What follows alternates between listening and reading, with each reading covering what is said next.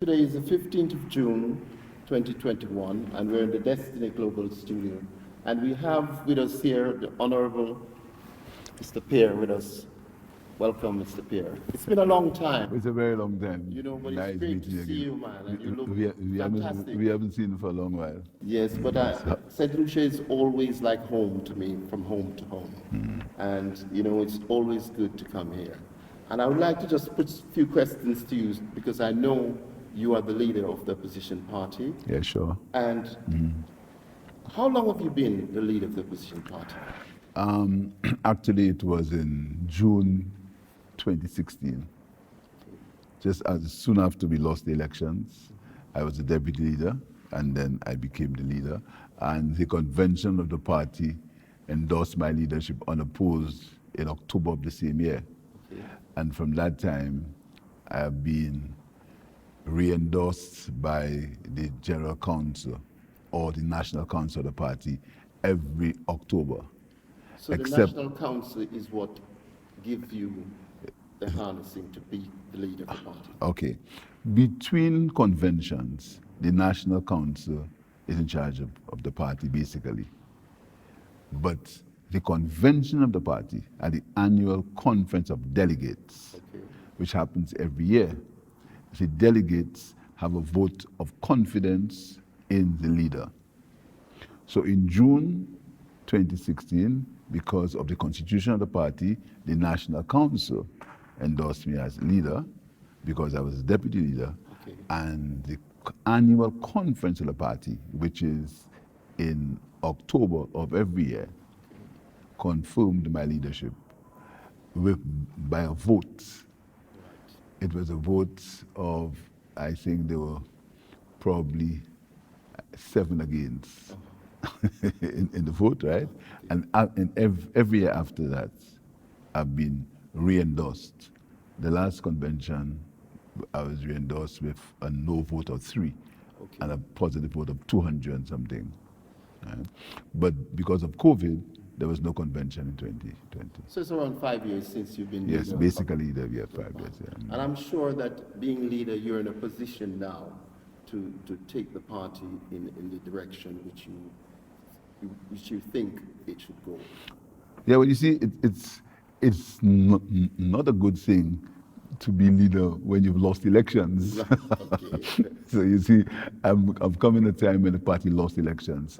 We lost in June 2016, and then you have to rebuild the party because, you know, when you lose, you feel the sense of rejection, and the blame game begins. But I was very fortunate. I came when I became leader. It was a very smooth transition. Okay. Very smooth. I mean, I got the full cooperation of both the former leader, that is Dr. Kenny Anthony, and the present, the present leadership of the party, the executive. So it was very smooth for me. I mean, as all things, any change of leadership, there's some you have to change some things. But I must say, I'm very happy for the confidence that the party and the executive and the party rank and file have in me. I'm very happy. I thank them for that, and I'll try my best to deliver the prize to them at the next general election. And what do you think you've learned from being the leader of the party so far? A friend of mine said to me, it was the hardest job in the world. I agree with him, particularly in opposition. You see, our system is the winner takes all. In politics generally, there is no second place. But particularly in St. Lucia now, is the winner takes all. And our constituencies are starved. We get absolutely no government subvention or government allocation. We have to basically see about ourselves, and as parliamentarians, all what we have is our salaries. But we get no government allocation. The government doesn't discuss anything with us. According to the constitution of the party, that the Prime Minister must consult with the leader of the opposition. And the Prime Minister has defined his own mode of consultation. So it's really tough, and particularly when you find yourself in a situation where the government doesn't want to have any discussions with you. The government treats you, the Prime Minister said that we lost our right to speak on the 6th of June. So isn't there a question time where Prime Minister question time? There's a question time in Parliament, yes. Right, okay. You can ask questions. But you know, these things are formal things, eh? Yes. But in terms of the opposition having, like, I'll give an example. I cannot get a drain cleaned in my constituency. You cannot? Cannot. Why is that? Because I'm not in government. So once somebody's not in government, they're literally pushed to the side. They pushed aside, they cast aside. But when you're not in government, you cast aside. I cannot get a drain. I can't get a drain cleaned. And what if there is that there is a new style now? So what they do is that they promote the candidate that lost the elections. So suppose you compete against someone and you lose, and you win and the person loses. Okay. What happens? The government gives all the resources to the person who loses. Yeah, and they go say, "Oh, that guy's doing that for his constituency." That's the reality. So there's no so anything you do in the constituency, whether get from friends or from your own pocket, I cannot. If somebody comes to me and says to me, "MP, that drain needs cleaning," I can't tell him go and clean it.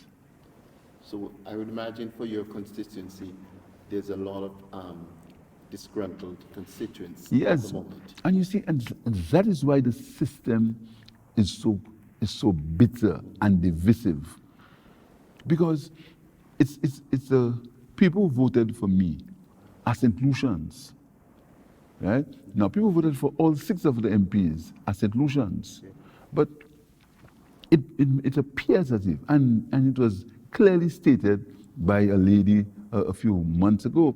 She said, if you do not get into the government's, if you don't follow the government's mode of development, you cannot get out. She basically said so. And that was condoned by the Prime Minister. Here's an unelected member who lost an election is proclaiming that once you don't follow the government's development philosophy, you do not buy into the government's philosophy, so you are out. She said so. It's a closed shop. The closed shop for you. And the Prime Minister endorses it. That is preposterous. And so when you find the bitterness and the divisiveness in the system, it's because people who support the Labour Party are out of the loop completely, up to the point of constituents. I said to you, Mark, I cannot clean a drain in my constituency. I can't get a tree trimmed. To get a light on a pole, I have to write the minister. It cannot be done just No, I cannot call the electricity company and say, I want a light on my pole. I have to go for the minister. So literally all what you have in opposition is your mouth and make noise. And so some people don't understand how the system works. The system works in that when you are out, but I'll tell you something. I have pledged that if we win the general elections, that system will stop. Every parliamentarian who is elected by the people will have a particular allocation for his constituency. I do not want any parliamentarian to suffer what I'm going through or what my colleagues are going through. It is really, really, really, really sad. It's a lot of bureaucracy and red tape. It's not bureaucracy. Bureaucracy is a good word. It's victimization. Yes. It's marginalization. Not bureaucracy. Bureaucracy is very natural. Yeah, you've been nice. Yeah. Imagine, I have a children's park in my constituency. A children's park. Now, this is not for Labour Party supporters, or it's a children's park. I can't get it. I had Wi-Fi in there for people, and it was a joy. Well, on Sunday afternoons, the kids came with the parents. The parents on their phones doing their homework, and children in the swing. This thing needs some repair. The government refuses to repair it. Education park refuse to repair it. They refuse. They're just not doing it. So where do you think this government has failed? And what is your party's plan? This government failed in that the government came into power. The government, the neighbors came into power, they came into government of the country with an air of vengeance. Right? They came wanting to destroy everything that they found. Right? So they overturn everything. They overturned every possible thing. They overturned the airport, they overturned the Grosley Highway, they overturned the North-South Highway, they overturned the St. Jude Hospital, they overturned the North-South Link Road, they overturned the Suffrage Square, they overturned the Viewfort commercial building. They overturned the one laptop program. They just overturned everything they found. So do you think it's like they went out of their way to do this just so that the opposition party... They did not understand that governance is not about politics. Governance is about the way you conduct the affairs of the country. They don't understand that there is a bureaucracy that you must follow. So they believed that because they won the election, they could do whatever they wanted. They have carte blanche. Right, they have carte blanche. Yeah. So one MP says, "Oh, now you're crying. You just started to cry." And another one said, "Because I stopped the program stopped because 90% of the supporters belong to the Labour Party." Right, and the Prime Minister himself said that we lost our right to speak after the 6th of June. So where they failed, how do you see yourself tackling that problem where the government has failed? First of all, when you go into government, you have to have an assessment of what's there. Correct. Okay? Like, now, if you have information before, then you're gonna, but this government gives us no information, nothing. I have no idea what's happening if you ask me what's happening in the airport, I'll tell you something. Let me get you. Do you know the budget? Yeah, the budget. I had a budget at the same time with you. So you're not briefed? Nobody briefs you. Nobody asks what you want in your constituency. Nothing. I had the same time with you. So when I go to Parliament, I sit down. The Prime Minister, that's when I had. So even in question time, nobody... No, because it's a government of cabinet and a government of the eyes have it. Because every member of the cabinet is in Parliament, so there's no backbench. You understand? So if you go into government, like you're going to government now, the government has started a few projects. Like I will have to find out what's happening on the road right there. Right? I'll have to find out what's happening at St. Jude. I don't know. I have to find out. I'll have to find out what's happening on the airport. So you have to do your own personal research? When you go into government, then hopefully the information will be there. Hopefully. But as opposition, you should be able to... I should have been briefed. Right? And in our system, there's no handover. It's not like the US where the president has hand. You win elections on Monday, on Tuesday you into the depot, right? Hopefully the civil service is supposed to do it for you. But the civil service part has been so politicized that you wonder what's happening there. But anyhow, I have full confidence in the people of St. Lucia, and I think the civil servants generally are men of good will. Good character. So we'll have to look into these projects. But I can assure the people of St. Lucia that any of these projects that are worthwhile, You'll keep. we'll keep. We have to. Because this government is suffering from abandoning projects that they could have moved to. Listen to me, the government destroyed 2 buildings at St. Jude's, Destroyed it. They put a tractor in it, a bulldozer, in 2 buildings. Now, let's work the lot logically. Let's be logical. You have people in a stadium now. Okay? The conditions in the stadium could never be compared to the conditions in buildings that were constructed for the hospital. Are you agree with that? Agreed. Right. Now, instead of the government, on the advice of experts, you see, anytime you say anything about a government that's a country view, they consider you an enemy. Right? They don't understand that you have an opinion and that's your view. You're an enemy. Right? All the government had to do, on the advice of experts, doctors, engineers, specialists, all they had to do was to move the stadium into one section of the buildings. Because it was, everything was there. And they've been given advice by experts. By experts said, listen to me, you move the St. Jude's from the stadium and put it in the east wing. That's all they had to do. Do you know these buildings? The buildings there, they are centers for quarantine. Yes, they are quarantine centers in the building there. So instead of using hotels and things that's costly, they've been Very using that simple. now. They're going to use them because the buildings are there. Now, the government had an audit. Up to today, they haven't said to the people what is in the audit.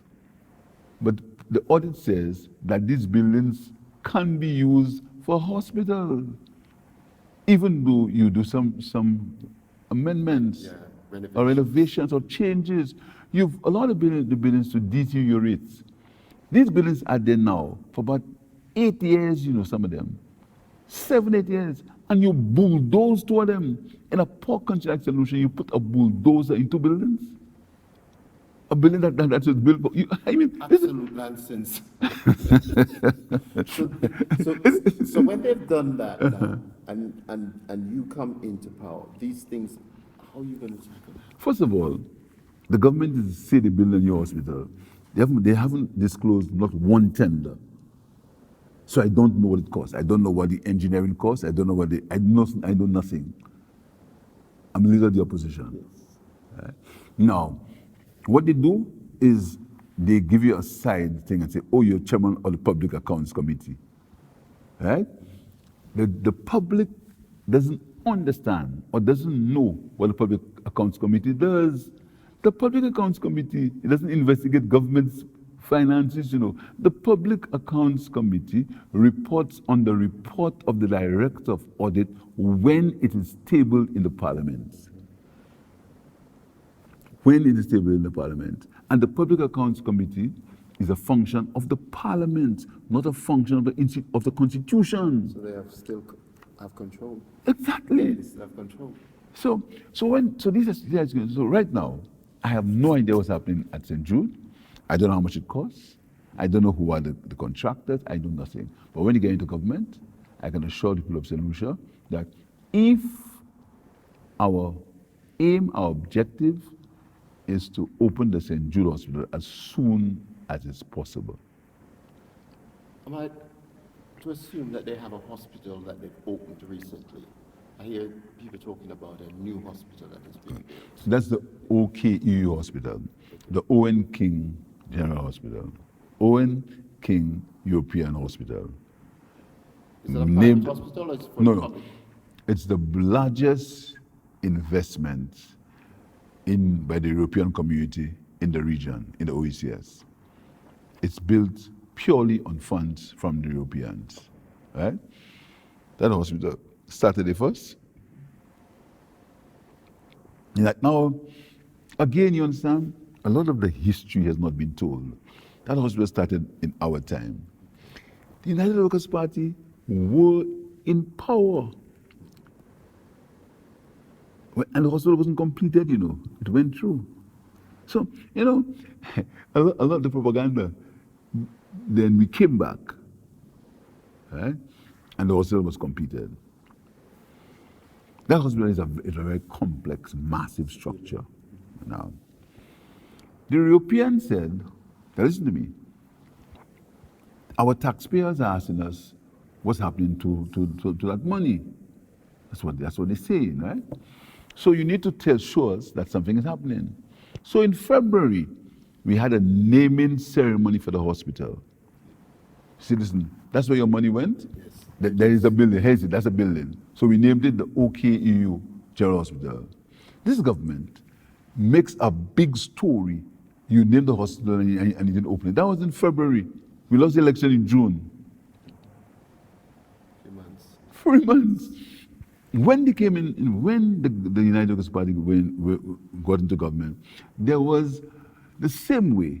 There was a report on the conditions at St. Jude, done by engineers, not done by politicians, engineers. There was a transition report for the OKU outlining the stages which the government had to come from the old Victoria Hospital to the OKU Hospital. People had already begun to be trained, right? People had begun to be trained. The equipment was here. You see? The government from 2016, they refused again to open it. And when COVID came in 2020, they were forced to open the hospital. With the same people they said couldn't open it because they were locals. So it seems as if they've done a good task by opening the hospital when they had it closed for a long time.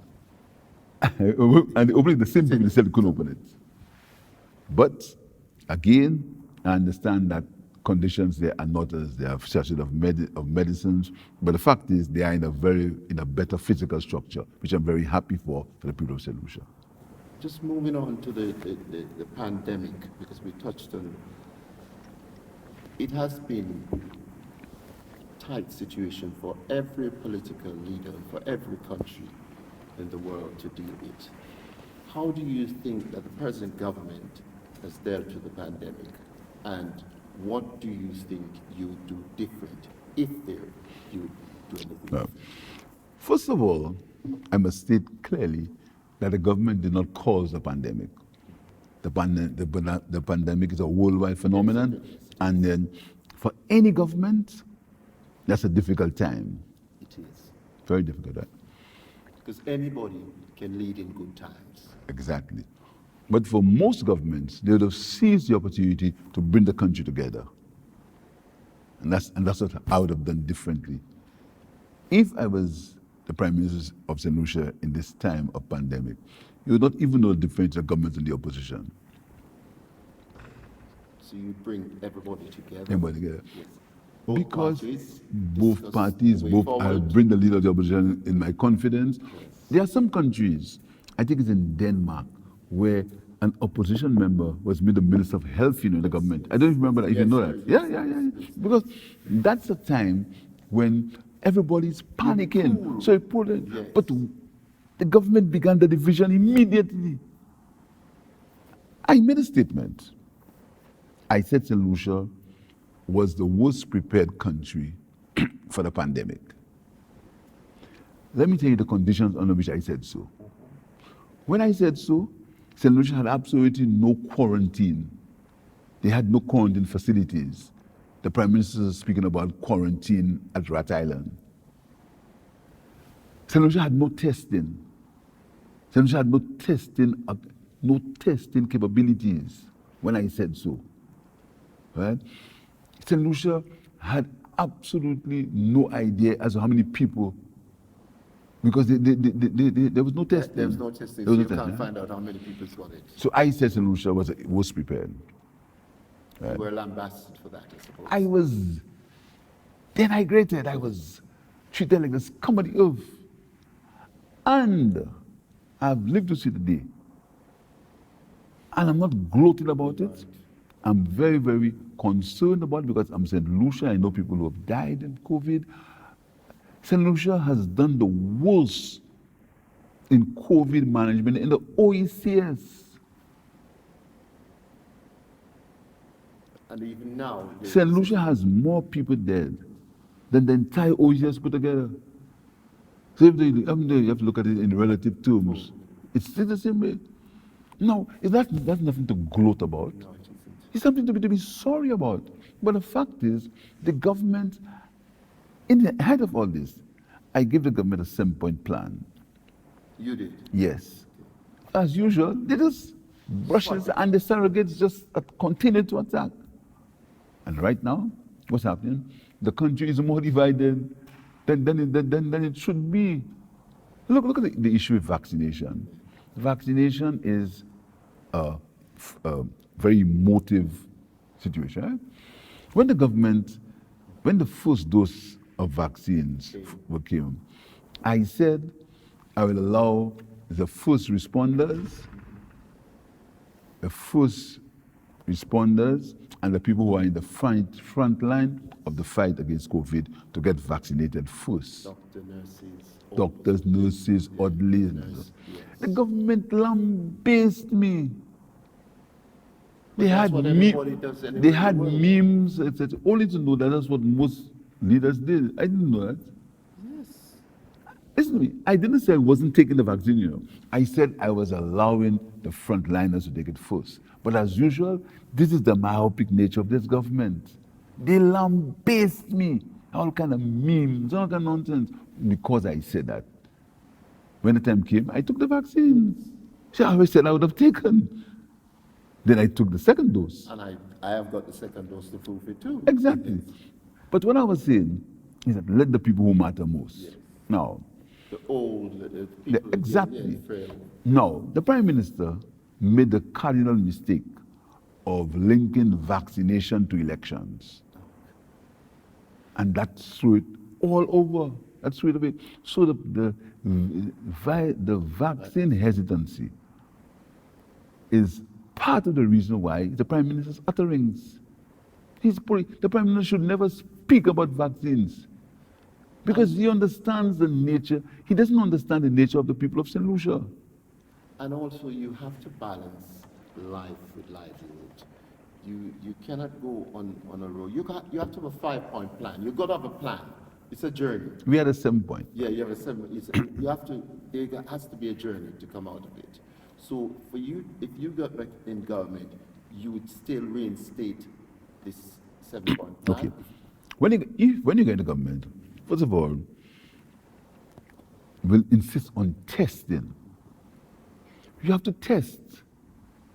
Because if you don't test, you have no idea. Your R factor is unknown. You have to testing, because you cannot wait until somebody has the visible signs of COVID to know they have COVID. You have to test. So my priority is going to be testing. You've got to test. That's my first priority. My second priority is to create some level of economic ease for the people who have suffered from COVID. Financially. Wasn't that any financial packages put in place? Okay. Let me give you the facts. The facts are the government paid 3 months NIC to workers. 3 months NIC. The people got paid their own NIC money back for 3 months. And then according to the government's the government's budget, as proclaimed by the Prime Minister, he said that they paid $7.2 million of support to people. They gave some food packages, boxes of food, right? And they said they helped 3,000 households. That's a sum total. That's what they said, according to their own report. Auditing. Right? Now, my situation, if I was Prime Minister, I would have ensured that more support, because people are hungry. Yes, they are. People are hungry. Now, you can sit in an ivory tower and tout about roads, etc. But people are hungry. Because you must understand, the hotel industry is closed or was closed. And the hotels employed 15,000 people directly. And a lot of the hotels are still semi-closed. Now, what about the entertainers? The people who lived from the hotel sector, the restaurants, the entertainers, the musicians, they live on the road. They're not working. There was a moratorium on mortgages, but you have to still pay your interest. Middle-class families are suffering. People who low-income families are even suffering more. So the government should have directed its resources at people. And at the ground level, at all levels of the society, small businesses, vendors, So these people didn't get no financial package? No major financial, some got $500, some so. But the government can find $20 million to spend on less than a mile of road. And there was no financial package put in place for small business? No major, no. No major financial package, no. So I'm Prime Minister of the country. I will generate the internal economy by putting money in food. Food. People must eat. Maslow, his hierarchy of wants are food. Yes, Maslow. Maslow, food first. People, and I'm very sad to tell you, people are hungry. In my constituency office every day. Because they just don't have any income. Well, I drive along here and I see things are closed and I'm looking at it and I'm saying, but why is it? So if you become Prime Minister, obviously these are issues that you're going to address. So my 7-point plan will involve testing. Yeah. Secondly, it will involve an economic and social package that will get people back to work and will get money to be circulated more in the economy. I don't know how much money there is left because the government is going into extensive borrowing. Thirdly, I would get education back on stream because children have lost a year of schooling. And then the government boasts that they give 10,000 laptops or e-books. There are 25,000 children in the school system. And they have made no preparation They've given for that year of right. No, schooling them. No, they say they've given 10,000. Okay. Let's get the benefit of the doubt. What happens to the other 25? So many children have lost that year. Totally. Because many children still don't have devices. And a lot of children as well, they learn in different ways. Some children, they cannot learn practically. Exactly. So I would try to revive that if I go into government. Then I'll say about treatment.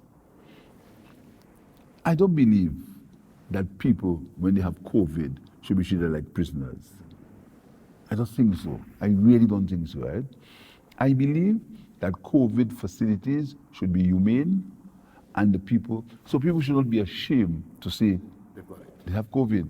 And they'd want to get treatment. But the sad reality is a man hanged himself in the hospital. He hanged himself in the hospital. Can you believe that? That's a fact. Yeah. Now, I said to the parliament, you don't understand the way a man feels when he's locked up in a room. You're better off in prison. Nobody can get to you, nobody can come in. Because in prison you have other prisoners, because the prison has its own life. Prison has its own rules, its own. But if COVID, you're in isolation. So that is an area that you would look is on the 7-point plan. Yeah, that's treatment. And the other part of the 7-point plan is that we will have an orderly opening of our borders. Open our borders in an orderly fashion. Right? We believe that testing is the key. Once you test, you have the problems. Testing. So we'll have an orderly, with consultation, we'll have an orderly opening of the borders. Soft and orderly. Right? And then we would not blame the people. They say it was backdoor from Martinique. The people always get blamed for these things. I think worldwide as well, they always blame the Chinese, they blame this. But the main thing is dealing with the situation. When you're in a situation like this, it is very difficult for any country to deal with it. That's why you need that's why you need all hands on deck. Yeah.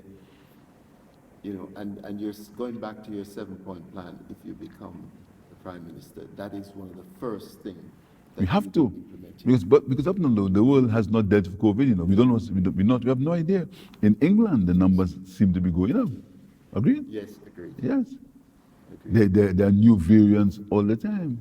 but they're still opening up because they're balanced. They with the balancing testing. and give the testing. Testing. Now, the whole vaccination situation. Vaccination can only be done through moral suasion and through education. You cannot threaten people to get vaccinated. You cannot. Bribe. You have to follow the science. And if education and moral suasion and the government using its influence to ask people to get vaccinated. The vaccination program here, how much people do you think have been vaccinated? 29,000 people have been vaccinated for the first dose and about 20,000 for the second dose. And St. Lucia has a population, if you leave out kids, children, by about 100, 110 and 20,000. So we're nowhere near immunity as yet, nowhere near it. I suppose as well, if you look at it, you have to take things, by the way, if you had testing, you wouldn't be having this That problem, no. Your economy would have been opened, and at least you would be filtering. Because people would know, yeah. Yes. People would know. Yeah. You could, because when you test, you know what really is the situation on the ground. You know. We touched briefly on the OECS, and I know the other OECS countries. How do you see yourself dealing with those prime ministers? I'm a regionalist, and I think this region is too small to be divided. St. Lucia has 170,000 people. St. Vincent 100,000. That's 270. Dominica 70. That's 240. Grenada about 80 or 90. That's 330. 330, right? That's 24,000 people in 4 islands. You know. That's not the size of that's a drop in the ocean. Yeah, I mean in London, 40,000 people. I mean it's something else. So you have to work together. And you have to have. You see, the politicians are the ones who sometimes seem to divide the people. You know, the people of the region are together. There's a vibrant trade between St. Vincent and St. Lucia. Right? Vincentians like here, we like St. Lucia because it's closer. People trade, they sell the food. There's a vibrant trade with St. Vincent. Grenadians, Grenadian policemen over here. The people themselves have created their own integration, without anyone doing that. But the politicians are going to put the barriers. Separation. You know, it irked me. When somebody comes in Lucia, a man comes from St. Vincent, you give him 3 weeks to stay, or 6 weeks, and you have to come and sign his passport, saying that will keep out criminals. Yes. But even though you're a criminal, you want to come? You come here? Yeah. No criminal comes and asks you to endorse his passport. No criminal asks you to endorse his passport for him. So that era of the OECD, you will be strengthening that era. I would love to see really the countries have real freedom of movement. Because I see it with the CSME as well. The CSME is Caribbean Single Market and Economy. Yes. But again, the people are keeping that back. The politicians, the people are ready. Because I remember a long time, nobody has spoken about CARICOM and all about these things. It's almost like these things are dead. It's alive, but there are some things that are working well. The Eastern Caribbean Central Bank is a feature of integration, very, very well. Working very, very. The Caribbean, Eastern Caribbean Central Bank, right? The OECS Drug Procurement Authority, where they buy medicines together, that's working very well. Yeah. The Eastern Caribbean Aviation Authority, which St. Lucia's Prime Minister doesn't like at all, is working very well. The University of the West Indies is still working well. So the tools for integration are there, and they can work, and they will work once the politicians allow it to work. Because you cannot have small regions like you mentioned like that. divided and singled out. When you mentioned the Eastern Caribbean dollar, I'm always jealous thinking Jamaica should have that Yeah. dollar because it's a very It's strong. a very strong dollar. It's one of the strongest Yes. currencies in the world. It is. And that's something to be proud of. Very proud of. And because of the fact that they've followed the rules. Yes. The Monetary Council has followed the rules, and then the governments have been forced to comply with the ECB. So you will be having closer links with these areas. I know some of Make the sure. yeah, I know some of the prime ministers. I know most of them. So I guess we can get together because you see the leadership. You have to lead by example. Okay, the leadership of these countries, and you have to understand that we are in this thing together, and we just at different stages of underdevelopment. You mentioned leadership, and I just picked that word straight out. Because if anyone who is leading any industry or anything, the people follow the leader. If the leader is not setting examples, then it's almost like the people are going in the wrong direction. Mm-hmm.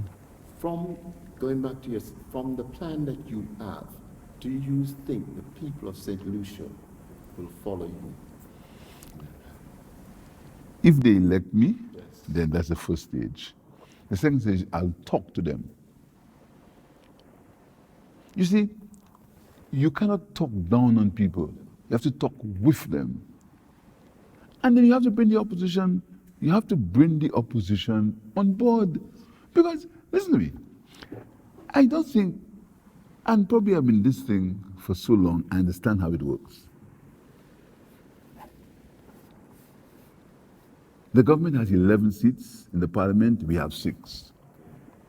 So it appears, there's a big majority, In essence, the difference is only about 7,000 people here. And that's not a big majority. No, it's not. Let me give an example. Grenada, the government won all the seats in the parliament.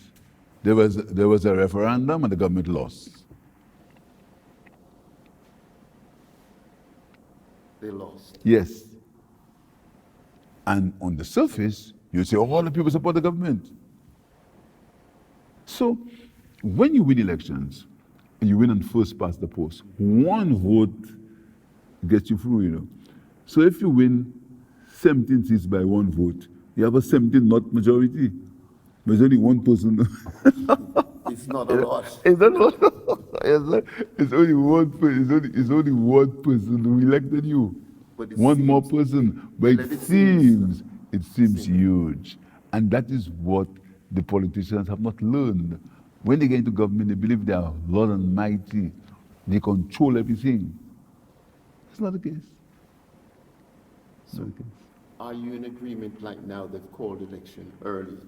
How do you? Again, the last elections were held on the 6th of June 2016.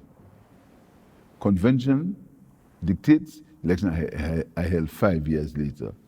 So 6th of June 2021, supposed to have elections. Okay. But they're doing nothing wrong constitutionally. I want to make it clear. They're doing nothing wrong constitutionally, but the Constitution says that the elections can be held up to 3 months after the first sitting of Parliament. The first sitting of Parliament is the 12th of July. So they have 3 months, which is 12th of October. So constitutionally, they have up to the 12th of October to call elections, constitutionally. But convention dictates that after 5 years, call the elections. So the government is in the sixth year. So they've run over their time and they still. Yes, according to the convention. And when is the election? In October? Again, that's one only knows. in the Prime Minister's brain. He alone knows. No one knows. So no one knows the exact date of the election? No one knows. All you know, it must be held before the 12th of October. That's very hazy. Very. Nothing. And that is, I told you earlier, it's a winner take all. yeah. But just coming back to all of this, because you've made some very good points, and I wanted to get back to the leadership, Because again, leadership is very, very important to so many different fields. People think that the leadership is just by talking. You've got to lead from example, the example that you set. And from what I've seen, do you think that this government has led for people to follow? My opinion? Yes. They've not. As I said to you earlier, this government came into office with an air for vengeance, for political retribution. If you listen to the campaign that's going on now, you think the Labour Party is in government, you know. If you listen to the government-sponsored radio, you'll think the Labour Party is in government. They have not understood that the people of St. Lucia voted the Labour Party out. So they are just rehashing all the things that they think the Labour Party did that they shouldn't do. Rehashing, and getting negative and attacking personalities. And not dealing with the issues. So that's poor leadership. See, leadership, you can lead, you must lead by example, but you can also lead by persuasion. And this is the essence of my style. I believe in the concept of the servant leader. I believe that to lead people, you must be with them, you must understand them, and you must go. I don't believe in the high and mighty ruler. I'm not a maximum leader. I don't think it will start with me and end with me. I think I work with a team, and all members of the team have a particular job to do, and they should do it. You're as good as your team. Exactly. So much like the West Indies cricket. Exactly. We won't talk about these days. But so I don't believe in the fact that because I'm the leader, I must be always up front, and I must always, I would like to lead with example, discuss, but the important thing is leading by example. You've got to lead by example. If you tell the men that they must go to their constituencies once a week, you must go once a week yourself. You mustn't say you're too big to go and other fellas can go. I don't believe in the do as I say, but I do as I do. But I think leadership, what we need now is leadership that will bring the country together. Close. You need leadership that can bond the people. You need leadership that the people will trust. You need a prime minister, when he opens his mouth, people will believe him.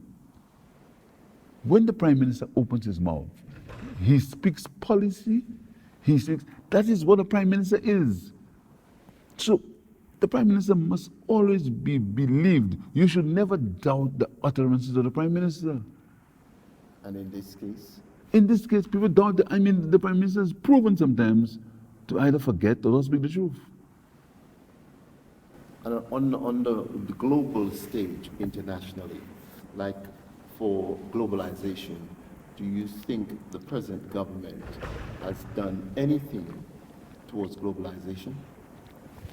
The present government purported to have good relationships with the US. Right? The prime minister went to visit President Trump, etc. But St. Lucia is a speck. But St. Lucia's influence can be there. St. Lucia's influence, and then this is why we are speaking about a youth economy. Because the young people of the country, they are the ones who will propel the country forward. They're the ones who are going to lead in the future.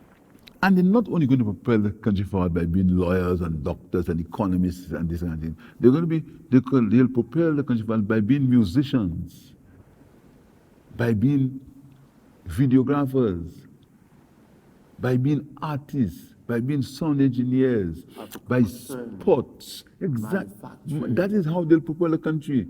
You understand? So we believe in the creation of a youth economy where we are going to ensure that young people develop and go into enterprises that they like. Too many times we say to young people what to do. going this because of money. It makes you No. money. Or we build a hotel for you, go and work there. Okay. We have a call center, go and work at the call center.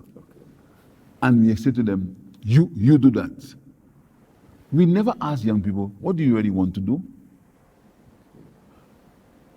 There is nothing wrong in working in a hotel. Absolutely nothing wrong. It's a source of employment. There's nothing wrong in working in a call center. I was involved in negotiations for call centers. What I'm saying, young people may want to be a good musician. That's what he wants to do. He doesn't want to work in a hotel. He wants to, gift. It could be. he wants to be in gift. He wants to be in music. The youth economy will convert that skill he has into entrepreneurship and that skill into business. So he'll use his music to make money. I think that youth economy could be on your 7-point plan. The 7-point plan was for COVID treatment. Yeah, okay, but but you- in terms of the general economy, our plan is basically to put more money in the pockets of people, right? So we're going to reduce income tax. We're going to, anybody who gets less than $4,000 a month will pay no income tax. So that will create a multiplier effect in the economy, a stimulus economy. Secondly, we are going to pay facility fees for all children at schools. Because right now, facility fees are not free. School is not free because people pay facility fees. Thirdly, we're going to remove students from having to pay to do CX in English and maths. Fourthly, we're going to remove property taxes. Fifthly, in terms of business, we're going to have a business recovery strategy, which means a complete looking at taxes, duties, and processes to make business easier and to facilitate business. Not so much red tape, not so much administration, not so much Processes. Yeah. And property tax, will you include stamp duties? No, property tax is tax on physical property. Okay. Here's what it is. A young man, a couple, they just got a mortgage. They have to pay taxes. They have to pay. We had to give them a chance to spend the money the way they want it. And this is why we're going to reduce the income tax threshold. We'll increase it so we can have more money to spend. But generally, we now have to look at the youth to drive that new economy forward. And where do you think, after giving all those stimulus, you'll get the money to balance the books? There's what you call indirect taxation. Okay. People have to pay on consumption. And I know you were minister. And of then tourism. government and my government will try to eliminate corruption as far as possible. So you can, because corruption has a cost, you know. There's a cost to corruption. Significant. When you build a road that for $5 million and you pay 10 for it, that extra 5 could have been used to do things for people. So there's a cost for corruption. People seem to just think they don't put corruption in the same place as health and as education things. But corruption is an integral part of a country, because when there's corruption, resources that could be used for the development of the country are used other places. So corruption is a source. And if you eliminate corruption and you eliminate waste, you'll be surprised at the millions of dollars you can save. So you'll be curtailing on corruption. Anyway, I will be trying my best to curtail on corruption. I know just before we conclude, I know you were Minister of Tourism before, and you must have learned a lot along that. What would you do with tourism to attract more people onto your shores? First of all, you must bring the people into the tourism process. You have to bring them in. Right? Now, the government of St. Lucia, they still have the idea that tourism must be something that is almost elitist. Right? I think that it must bring the people, must bring people buying into tourism. This is why, as Minister of Tourism, I had a philosophical notion: the benefits of tourism must accrue to as many people as possible. The benefits. Yes, So if the benefits accrue, then people will buy in. So our government will try to get as much benefits of people as possible so they can buy in. Don't you think also depending on tourism for a huge part of your economy, There isn't overdependence. You will digress into agricultural. Into modern agriculture. Yes. We've gone there before. Yes. The government promised to send bananas to Martinique. They never did. So we've gone there before. We've gone there before. We're going to deal with modern agriculture. Modern agriculture. And that's where my youth economy comes into being. Then you have the whole cannabis industry, which you have to look at seriously. That's a big market. It's a big, we have to look at it. And we can't fool people, we cannot delude people about the cannabis industry. You have to be straight, and our party has been clear on that. You know, but we believe, right, that there's a future for agriculture. But agriculture is got to be modern agriculture and diversified agriculture. And the blue economy, fishing, and use of the oceans, something our government will. Because you have that facility. Exactly. Right. And renewable energy. When the government came into power, there was a wind farm being constructed in Dennery. Yeah, we to just go. So, all these things you have on your 7-point plan and also your economic recovery plan. Yes. For the future. For the future of St. Lucia, yeah. If you become And a new transformative education agenda. Education. You think a lot of the education has declined from? Well, it got a hit for COVID. Yes. Right? But again, education must prepare people for the world of work. And then, so you've got to match your skills with your education process. And you can't do that by legislation. You have to do it by dialogue. Communication. And that is how you see St. Lucia going far. But I think I'm very buoyed about St. Lucia. Yeah. I think St. Lucia, with a good government, will go a long way. I think we have people, and we have a lot of people out of the country, you know. Who wants to come back? Yes. We're going to make a concerted effort to bring these people back into the country. To attract them back. Returning resident. And we're going to go above the ordinary to get them back home. We believe in people, and we think the people are there, and the people will develop the country. The people will develop the country, and the people are capable and willing to develop the country. From what I've heard from you, Mr. Pierre, I think that your plan looks very, very solid, and there's a lot that you still have to do, but you must know what the country needs at this present moment. And I think that St. Lucia, as you say, is ripe for everything. A lot of people love St. Lucia. They love coming here. And, you know, I hope that you do get into power to do these things. Thank you very much. And it's a pleasure. Thank you very much. I enjoyed it. And enjoy the rest of your stay. Thank you very much. Stay safe. Yes, all the best. All right.